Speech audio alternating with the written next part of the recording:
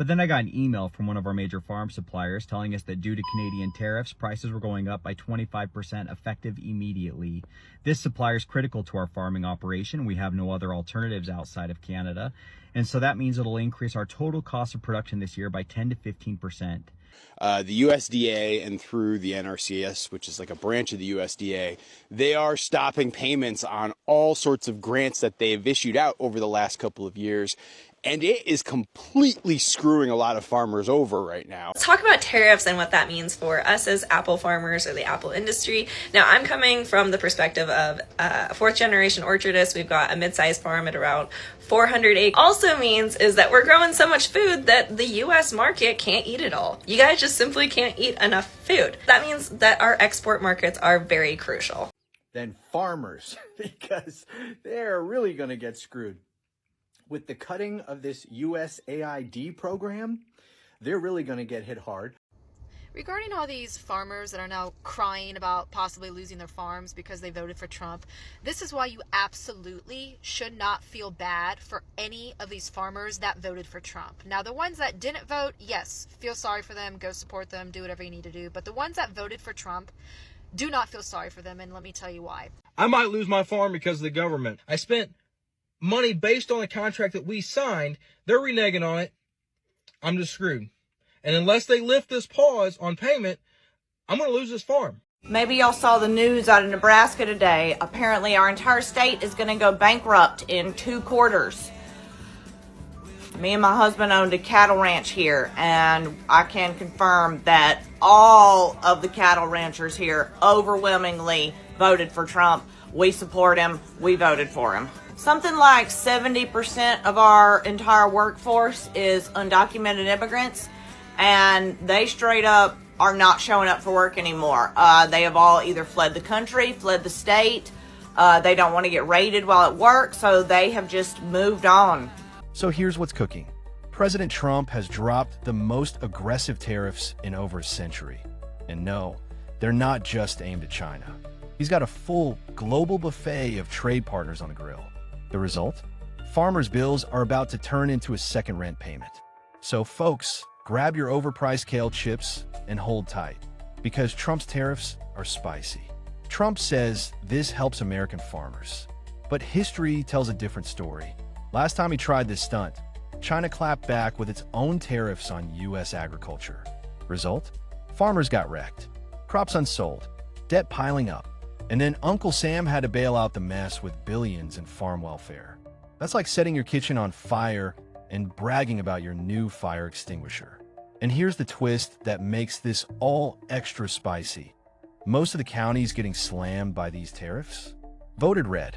Farm country turned out big for Trump twice. Tractor rallies, MAGA hats on hay bales, you name it. But now, it's the same folks getting steamrolled by the fallout. When Trump was announcing the tariffs, he told farmers to, quote, have fun, but let me tell you, we're not having fun. The American First policies are actually billionaire first, and the only people being made great are oligarchs and far-right Christian nationalists.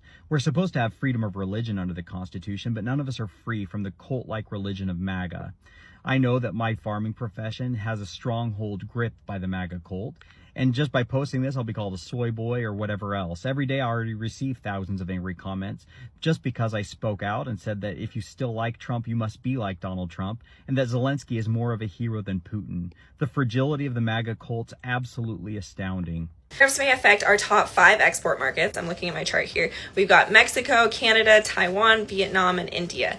Now that takes up 72% of the export market. We are really good at what we do as US farmers, whether it's apples or grain or anything in between, right? That basically means any of the land that we have, we've gotten really efficient. So we can grow a lot of fruit, a lot of food in a smaller space than ever before. But it's not like the apple industry is thriving right now either. This year, coming off of a really short crop, if we hadn't played our cards right on our personal farm with crop insurance, we wouldn't have been able to make our loan payment, and therefore we wouldn't be farming this season. These tariffs could be scary for us, but it's also at the point where what else could actually go wrong? I'm seeing orchards left and right being ripped out. They're not being farmed again, or they're being replaced with newer and better varieties. So we need these export markets. There is no question in that. We need these guys to keep going. Anyways, what was the purpose of that? The purpose was to provide humanitarian relief around the world. And a big part of that was providing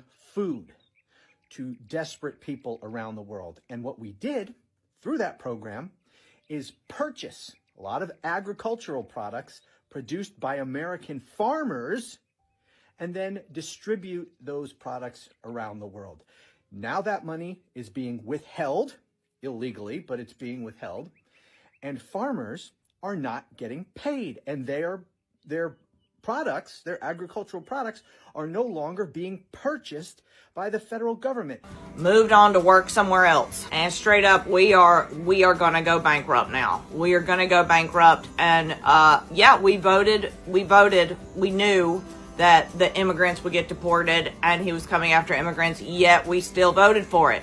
Overwhelmingly voted for our own demise. I was talking to my husband last night, and I have to admit that it seems a bit foolish now when you think about it like that we voted for something that is now putting us directly out of business. Well, I know of actually 2 other friends who I have up here in New England who have similar things where they got these EQIP grants for basically putting up fencing to support regenerative farming and protect waterways. And based on the direction from the Trump administration, the USDA has basically halted all of those payments, and they're not even commenting on it. I am a builder, and I've been building shit in Oklahoma City going on like 20 years now, and farmers are not stupid. If you have the ability to manage a farm and understand the weather, the climate, your machinery, the chemistry that goes into your crops, you are not a stupid person. You're just not. And especially when you come from generational farming, you have the ability to look ahead and predict what you need to survive. And so when you have 2 candidates where you have Kamala Harris on one side giving you a whole fucking list of shit that she's going to do for you and make your life better, and then you have Trump on the other side who can't even come out with a normal sounding sentence, and you still vote for that guy, and you are a farmer, you are either racist or sexist or both. And you know, for all of those farmers who've built business plans based on the idea that they would get that funding for their fencing, and they've made expansion plans and they've done all sorts of stuff in the name of expecting that money because it was committed to them in writing, it is completely heartbreaking.